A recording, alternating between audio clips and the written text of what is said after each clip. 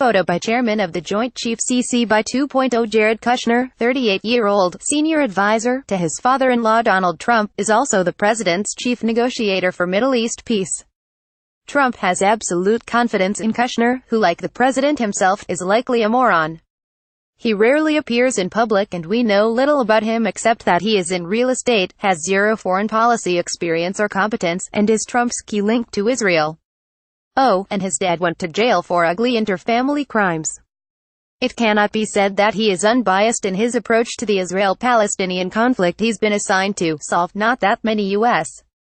officials are, such being the awesome power of the Israel lobby rooted as much in the evangelical Christian community as in the Jewish Zionist one. But he is an extreme case, an ardent Zionist, friend of Benjamin Netanyahu and the Likud party, even defender and financier of ongoing illegally, internationally condemned Jewish settlement expansion on the occupied West Bank. He quite likely influences Trump's views on Israel more than anyone except perhaps Ivanka, Jared's wife, whose conversion upon marriage to Orthodox Judaism the absolutely irreligious Presbyterian Trump welcomes as though his view shows openness to diversity.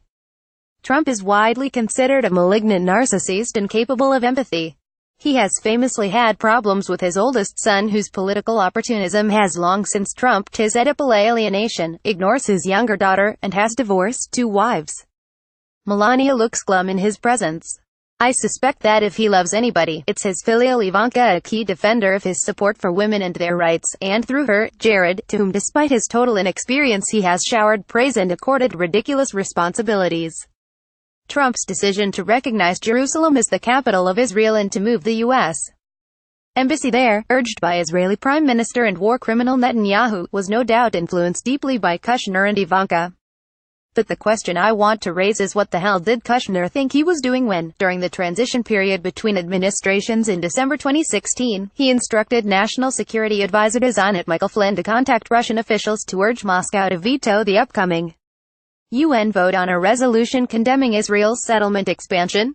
He was saying, if my own government under Obama won't do it, will you? Did he really think Putin was going to rethink the long-standing position of Russia in the entire world, apart from the U.S. and Israel itself, that Israeli behavior towards the Palestinian people is unacceptable and worthy of condemnation? Did he think that Moscow is so eager to curry favor with his father-in-law's administration that it would change its historical, principled stance on this issue? As it happened, Russia of course supported the resolution as normal. Obama had instructed the U.S. UN ambassador to abstain from the vote, so it passed. This was a highly significant decision, signaling that the era of automatic ass-kissing was over. Netanyahu had been arrogantly confrontational towards Obama, even visiting Congress to give a speech demanding that the U.S. reject the Iran nuclear deal, now backed for the time being by the U.S., Russia, China, UK, France and Germany. Surely Kushner, disappointed by the imminent embarrassment of his other country, fantasized that Russia might provide the veto that Washington declined to do. So he had Flynn work on the problem. The Mueller investigation, seeking evidence for Russian influence on the U.S. election and collusion between Trump campaign officials and the Russians, for which, let us remind ourselves, no substantial evidence yet exists, has found through interrogating the now cooperative Flynn evidence that Flynn reached out to Russia during the transition period to restrain its response to the expulsion of Russian diplomats in December, no doubt indicating that Trump would readmit them once in office. Under initial FBI questioning, Flynn lied about these 2 instances of Trump camp contacts with Russia. He has pled guilty to these charges in a plea bargain and will now no doubt spill the beans on poor Jared. I doubt he feels much loyalty to the kid. This will no doubt lead to questioning at the very top.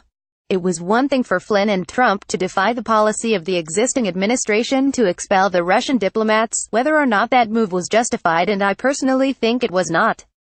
It was another thing to try to protect Israel from a resolution the U.S.